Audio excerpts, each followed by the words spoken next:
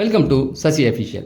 இந்த வீடியோவில் தமிழ் சினிமாவில் நம்பர் 1 இடம் யாருங்க அப்படிங்கிறத பற்றி தான் பார்க்க போகிறோம். நம்பர் 1 அப்படின்னோடனே ரஜினி சார் தான் இல்லை விஜய் சார் தான் அப்படின்னு கண்ணை மூடிட்டு சொல்ல போகிறது கிடையாது.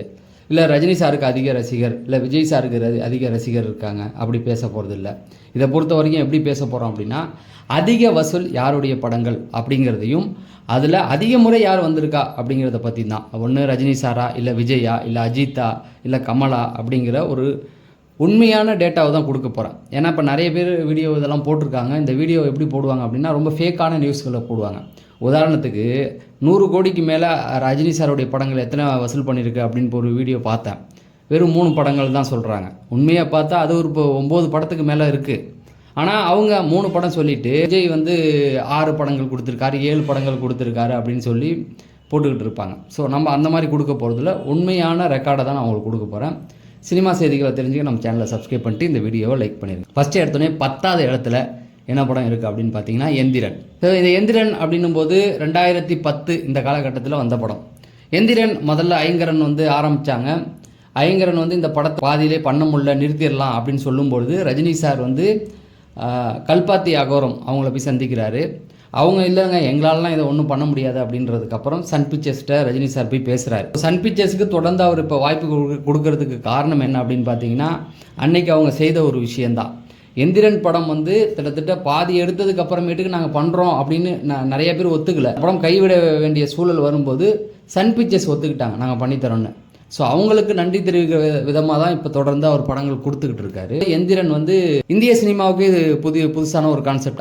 அது வரைக்கும் ரோபாட்டிக் படம் எதுவுமே இல்லை. டெர்மினேட்டருக்கு ஈக்குவலான எந்த ஒரு படமும் வந்ததில்லை. முதல் முறையாக இந்தியாவிலேயே அதை தான் எடுத்துகிட்டு வராங்க. இந்த படத்தை சங்கர் ஹிந்தியில் பண்ணலான்னு முயற்சி பண்ணுறாரு. ஹிந்தியில் ஷாருக்கானை வச்சு பண்ணலான்னு தான் ஒரு முடிவு எடுக்கிறாரு. சங்கருக்கும் ஷாருக்கானுக்கும் ஒரு முட்டல் மோதல் வந்ததுக்கப்புறம் இந்த படத்தை தமிழ்லேயே பண்ணிடலாம். ஏன்னா அதுக்கு முன்னாடி சிவாஜி பண்ணியிருந்தாரு. சிவாஜியோடைய வசூல் பெரிய அளவில் இருந்தனால கண்டிப்பாக இதை தமிழ்லேயே பண்ணால் பெரிய வசூல் எடுக்கலாம் அப்படின்னு சொல்லி தான் இதை முயற்சி பண்ணுறாங்க. அதன்படி பார்த்தீங்கன்னா 2010 இந்த படம் எவ்வளோ வசூல் பண்ணுச்சுன்னா 290லேருந்து 300 கோடி வரைக்கும் இது வசூல் பண்ணியிருக்கு. அப்போ பார்த்துங்க, 2010 காலகட்டத்தில் தமிழ் சினிமாவுடைய ஆவரேஜாக ஒரு படம் எவ்வளோ வசூல் பண்ணும், அஜித் விஜய் கமல்லாம் எவ்வளோ அதிக வசூல் பண்ணியிருந்தாங்க அப்படின்னு பார்த்தீங்கன்னா வெறும் 90 கோடி 80 கோடி தான். அந்த காலகட்டத்தில் ரஜினி சாருடைய படம் மட்டும்தான் 300 கோடி 2010 வசூல் பண்ணுச்சு. இந்த இடத்துல இருக்கிற படம் என்ன அப்படின்னு பார்த்தீங்கன்னா கபாலி 2016 ரிலீஸ் ஆகுது. அதுக்கு முன்னாடி பார்த்தீங்கன்னா ரஜினி சார் லிங்கான ஒரு படம் பண்ணி அது ரொம்ப ஃப்ளாப் ஆயிடுச்சு. உடல்நிலை சரியில்லாமல் அதுக்கப்புறமேட்டுக்கு அந்த படம் பண்ணுறாரு. அதுக்கப்புறம் அவர் என்ன பண்ணார் அப்படின்னு பார்த்தீங்கன்னா, இனிமேல் பெரிய இயக்குநர்களுக்கு படம் கொடுக்க வேணாம், சின்ன இயக்குநர்களை வச்சு பண்ணலாம் அப்படின்னு சொல்லி ரஞ்சித் அவர் படம் பண்ணுறாரு. ஸோ இவர் படம் பண்ணும்போது ஒரு ஃபஸ்ட் டைம் இளையவருக்கு வாய்ப்பு கொடுக்குறாரு. எப்படி இருக்க போகுது, எப்படி பண்ண போகிறாங்கன்னு மிகுந்த எதிர்பார்ப்பு. பாபா படத்துக்கு எவ்வளோ எதிர்பார்ப்பு இருந்ததோ அந்த அளவுக்கு இருந்தது. ஏன்னா பாஷாவுக்கு ஈக்குவலான ஒரு கதை அப்படின்னு சொல்லியிருந்தாங்க. படம் கொஞ்சம் ஸ்லோ தான். முதல் 3/4 மணி நேரம் இந்த படம் ரொம்ப ஸ்பீடாக போகும். அதுக்கப்புறம் ஸ்லோ தான். பெரிய எதிர்பார்ப்பு இருந்தது. ஃப்ளைட்லலாம் அட்வர்டைஸ்மெண்ட் கொடுத்துருந்தாரு கலைப்புலி தானு தான் ரஜினி சாருக்கு சூப்பர் ஸ்டார் அப்படிங்கிற ஒரு பட்டத்தையும் கொடுத்துருந்தார். ஸோ அவருடைய பேனரில் இவர் பண்ணும்பொழுது மிகுந்த எதிர்பார்ப்பு இருந்தது. படம் கொஞ்சம் ஸ்லோவாக இருந்தாலும் இந்த படத்துடைய வசூல் பார்த்தீங்கன்னா 320 கோடி வசூல் பண்ணியிருக்கு.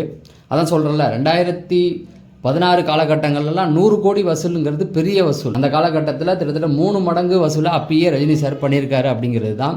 ஸோ நீங்கள் அந்த வருடத்தை கணக்கு பண்ணி பார்க்கணும். அடுத்தது 8வது இடத்துல இருக்கிறது அமரன். சிவகார்த்திகேயனுக்கு 335 கோடி வரைக்கும் வசூல் பண்ணியிருக்கு. ஸோ அதுக்கு மிக முக்கிய காரணம் 2 விஷயம். ஒன்று மேஜர் முகுந்தோடைய வரலாறு, 2வது கமல் சாருடைய பேனர். ஸோ கமல் சார் இந்த படத்துக்காக பார்த்தீங்கன்னா நிறைய இடத்துல போயிட்டு ப்ரொமோஷன் பண்ணாங்க. இந்தியா முழுக்க போய் ப்ரொமோஷன் பண்ணாங்க. கமல் சார் அப்போ ஃபாரினில் இருந்தார். அந்த காலகட்டங்களில் கூட நமக்கு ப்ரொமோஷன் பண்ண ஆள் வேணும்னு சொல்லி மணிரத்னத்தெல்லாம் கூட்டு பண்ணிட்டு இருந்தார். ஸோ அதன் விளைவாக சிவகார்த்திகேயனுக்கு 335 கோடி அந்த அமரன் படம் வசூல் பண்ணுது. ஏன்னா இந்த வசூலுக்கு காரணமே கமல் சார் தான். அந்த அளவுக்கு இறங்கி ப்ரொமோஷன் பண்ணார் அப்படிங்கிறது தான். படமும் அதுக்கு ஏற்ற போல இருந்தது. 7வது இடத்துல என்ன படம் இருக்குது அப்படின்னு பார்த்தீங்கன்னா பொன்னியின் செல்வன் பாகம் 2 இருக்குது. 2023 இந்த படம் ரிலீஸ் ஆனிச்சு.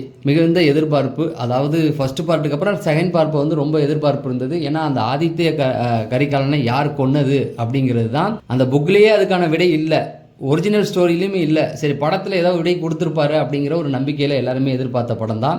ஃபர்ஸ்ட் பார்ட் ரொம்ப நல்லா போயிருந்தது. செகண்ட் பார்ட் மிகுந்த எதிர்பார்ப்பு இருந்தாலும் படம் சரியாக போகலை. ஏனோ தானோன்னு எடுத்து வச்சுருந்தார். அது பாட்டுக்கு போயிட்டே இருக்கும், நம்ம பாட்டுக்கு உட்காந்து பார்த்துக்கிட்டே இருக்கலாம் அப்படிங்கிற ஒரு சூழல் தான் இருந்தது. இருந்தாலும் இது ஒரு வரலாற்று கதை அப்படிங்கிறதுனால அதை எல்லாருமே உட்காந்து பார்த்தாங்க. அதோடைய வசூல் பார்த்தீங்கன்னா 345 கோடி. இப்படி பொன்னியின் செல்வனுடைய முதல் பாகத்தை விட இது வந்து ரொம்ப கம்மியான வசூல் அப்படிங்கிறது தான். அடுத்தது 6வது இடத்துல இருக்கிறது விக்ரம். 2022 இந்த படம் வந்து ரிலீஸ் ஆனிச்சு. லோகேஷ் கனகராஜுடைய இயக்கத்தில் கமல் சார் வராரு. கமல் சார் அப்படின்னும் போது அந்த காலகட்டங்களில் கமல் சாருடைய கரியரே முடிஞ்சு போச்சு. பிக் பாஸ் போய் ஹோஸ்ட் பண்ணிகிட்டு இருந்தார். பாபநாசம் அவருக்கு ஒரு கை கொடுத்த படம் கடைசியாக. அதுக்கப்புறம் எந்த படமும் ஓடலை, பெரிய வசூல் எதுவும் கிடையாது. இவர் என்ன பண்ணுறாரு அப்படின்னு பார்த்தீங்கன்னா லோகேஷ் கனகராஜுக்கு வாய்ப்பு கொடுக்குறாரு. ஏன்னா அவருடைய ரசிகர் அப்படின்னு சொல்லி லோகேஷ் கனகராஜ் வந்து அவர் சொல்லிக்கிட்டு இருந்தார். அதனால் வாய்ப்பு கொடுத்தாரு. அந்த படம் பார்த்தீங்கன்னா 500 கோடி வரைக்கும் வசூல் பண்ணிச்சு. அந்த காலகட்டத்தில் 2022 நீங்கள் பார்த்தீங்கன்னா 500 கோடி வசூல் பண்ண படம்னு இதை சொல்லலாம். அதுதான் முதல் இடத்துல இருந்தது. அந்த அளவுக்கு மிகப்பெரிய ஹிட்டு. அதுக்கப்புறம் அதையே அவரே கெடுத்துக்கிட்டார்.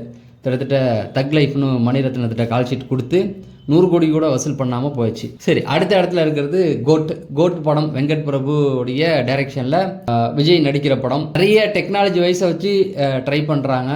விஜய்க்கெல்லாம் இதெல்லாம் வந்து பெரிய விஷயம். அவரை வச்சு யாருமே இந்த மாதிரிலாம் ட்ரை பண்ண மாட்டாங்க. ஏதோ நார்மலாக காஸ்டியூமை வந்து 3 படத்துக்கு ஒரு தடவை மாற்றி விட்டு நடிக்கிறக்கூடியவர் தான் அவர். பெருசாக எதுவும் மெனக்கிட மாட்டார். ஸோ அவரை வச்சு வெங்கட் பிரபு அவரால் என்ன முடியுமோ அதை ட்ரை பண்ணார். பட் இந்த படம் போட்ட வசூலை விட பெரிய லாபம் எடுக்கலை அப்படிங்கிறது தான். ஏன்னா இது சிஜி ஒர்க்கே பெரிய விஷயம். அப்படி இருக்கும்போது நிறைய செலவாச்சு. அந்த வசூலை அவங்களால எடுக்க முடியல அப்படிங்கிறது. அது மட்டும் இல்லாமல் இந்த வசூலை எடுக்கிறதுக்கு இடத்துக்கு வந்திருக்கு அப்படின்னா அதோடைய வசூல் எவ்வளோ பார்த்தீங்கன்னா 460 கோடி வரைக்கும் வசூல் பண்ணியிருக்கு. ஸோ இந்த வசூல் வந்து என்னென்னா போட்ட பட்ஜெட்டை விட பட்ஜெட்டே வந்து 400 கோடி வரைக்கும் வந்துருச்சுட்டாங்க. வெறும் 60 கோடி என்னமோ தான் அவங்களுக்கு லாபம் வந்திருக்கு.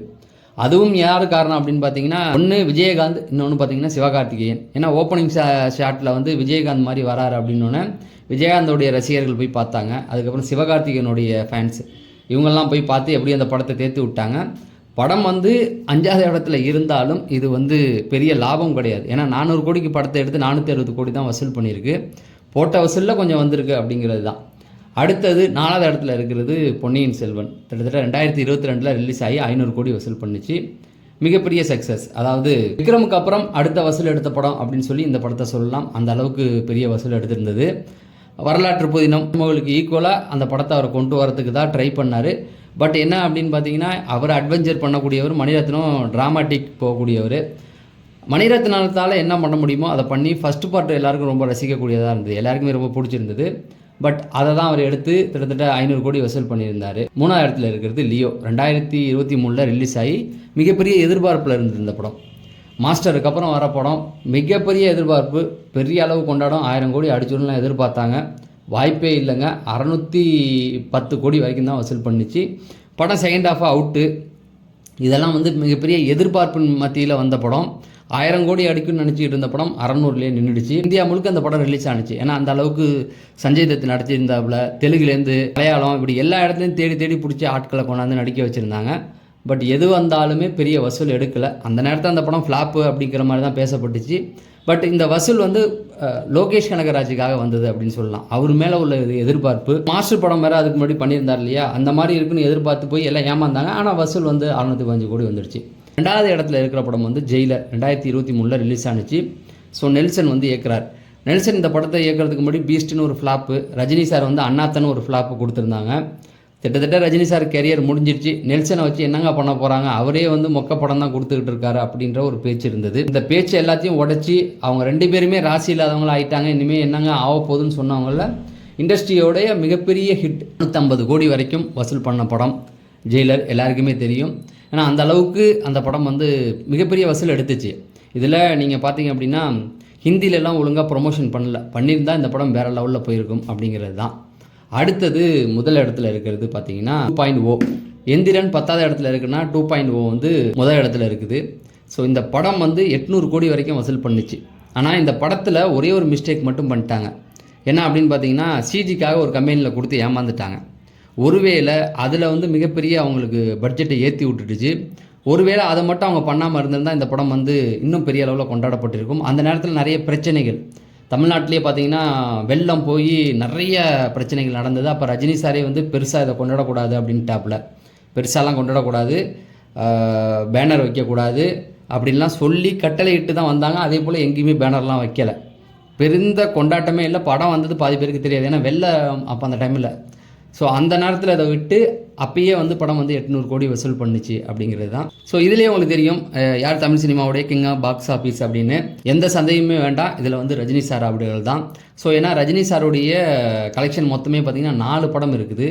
10வது இடத்துல வந்து எந்திரன் இருக்குது, 9வது இடத்துல கபாலி இருக்குது. முதல் 2 இடத்துலையும் பார்த்தீங்கன்னா ரஜினி சாருடைய 2.0, அதுக்கப்புறம் ஜெயிலர். இந்த 10வது இடத்துலையும் 9வது இடத்துலையும் இருக்கிற படம் வந்து பார்த்திங்கன்னா ரொம்ப வருஷத்துக்கு முன்னாடி வந்தது, கிட்டத்தட்ட 10 வருஷத்துக்கு முன்னாடி வந்த படம். அந்த காலகட்டத்தில் இந்திய சினிமாவுடைய அதிகபட்ச வசூலே பார்த்திங்கன்னா 100 கோடி தான். அப்படி இருக்கும்போது 300 கோடி 400 கோடி அந்த படங்கள் அப்போவே வசூல் பண்ணியிருக்கு அப்படிங்கிறது தான். ஸோ இதில் உங்களுக்கு பிடிச்சது என்ன? யாருடைய படம் உங்களுக்கு ரொம்ப பிடிச்சிருந்தது? யாருடைய வசூல் சாதனையை நீங்கள் கொண்டாடுறீங்க அப்படிங்கிறத கமெண்ட் செக்ஷனில் சொல்லுங்கள். நம்முடைய ஃபேஸ்புக் பேஜும் வந்து சசி அஃபிஷியல்ன்ற பேர்லேயே தான் இருக்குது. உங்களுடைய ஆதரவை தாங்க. நம்ம அடுத்த வீடியோவில் சந்திப்போம். நன்றி, வணக்கம்.